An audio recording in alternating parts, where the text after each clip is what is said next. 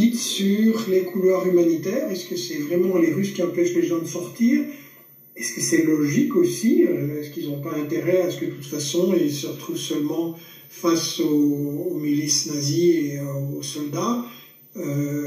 La Russie n'empêche pas du tout, je veux dire bien au contraire. Là, on voit les premiers civils qui ont pu évacuer de Mariupol ont réussi à le faire grâce à l'avancée en fait de l'armée russe et de la milice populaire de la RPD. C'est-à-dire qu'une fois qu'une zone a été prise sous leur contrôle, les gens ont enfin pu évacuer avec l'aide des soldats des forces armées russes et de la RPD. Donc vraiment, le but clairement des Russes, c'est de pouvoir évacuer les civils, parce que clairement ça gêne, ça les empêche d'avancer, parce que tout simplement les soldats ukrainiens les utilisent comme bouclier humain.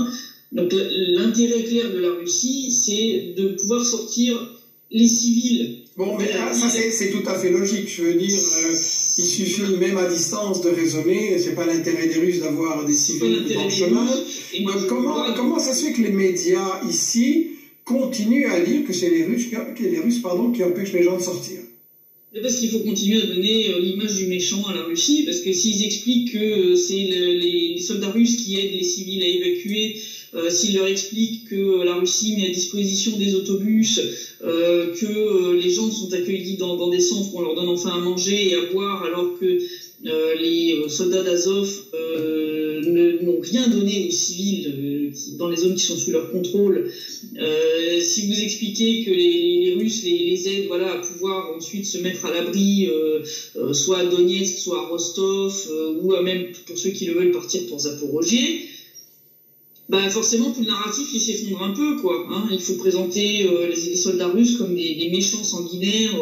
On le voit là avec les accusations massives de viols sur des Ukrainiennes par des soldats russes qui sont étayées par rien du tout, en fait. Donc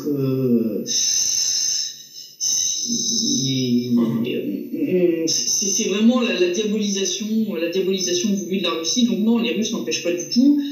J'ai pu le voir donc à Biezimenoye, puis ensuite à Mariupol même, hein, puisque je suis allé dans la partie ouest de la ville, la partie qui venait d'être libérée par la Russie, et on avait un flot ininterrompu de voitures, de gens à pied qui fuyaient enfin la ville, et qui disaient clairement que les soldats ukrainiens ne les ont pas du tout informés qu'il y avait des couloirs humanitaires. Les rares qui ont réussi à avoir l'information l'ont eu parce qu'ils avaient un petit poste radio qui leur avait permis de capter une radio soit de la RPD, soit de la Russie, où là ils parlaient des couloirs humanitaires, mais les gens ne savaient pas où ils devaient se rendre, etc. Donc non, c'est grâce à l'avancée russe que là maintenant il y a déjà, je crois, plus de 60 ou 70 000 personnes qui ont réussi enfin à évacuer Mariupol. Je veux dire, avant ça, c'était zéro, donc on voit bien que la Russie ne bloque pas du tout les gens, bien au contraire, vraiment pas du tout. Les gens d'ailleurs remercient la Russie, j'ai fait des interviews, voilà, les gens disent merci de nous avoir sortis de là. Ça a été le même cas à Volnovakha, où la milice populaire, on a perdu un commandant d'une unité, parce que justement ils étaient en train de couvrir l'évacuation des civils, et les soldats ukrainiens ont tiré sur eux, et donc ils ont tué le commandant de cette unité. Bien, donc pour vous, en fait ce sont les nazis et les forces de Kiev qui veulent s'abriter derrière des civils, et c'est pour ça qu'ils veulent pas les laisser partir.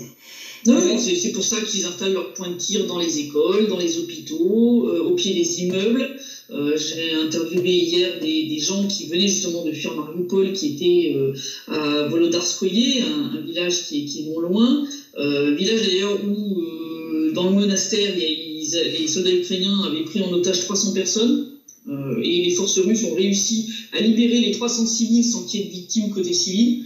Donc je peux vous dire que ça a été une belle démonstration du fait que les Russes ne s'en fichent pas du tout des civils ukrainiens. Et donc les gens m'ont dit que non seulement les soldats ukrainiens installaient leur poste de tir dans les appartements, donc ils évinçaient les gens de leurs appartements, ils leur disaient vous dégagez, on s'installe là, mais en plus ils ont aussi parfois installé leurs pièces d'artillerie pour tirer près des entrées des abris anti-bombardement où se trouvaient des femmes, des enfants et des personnes âgées.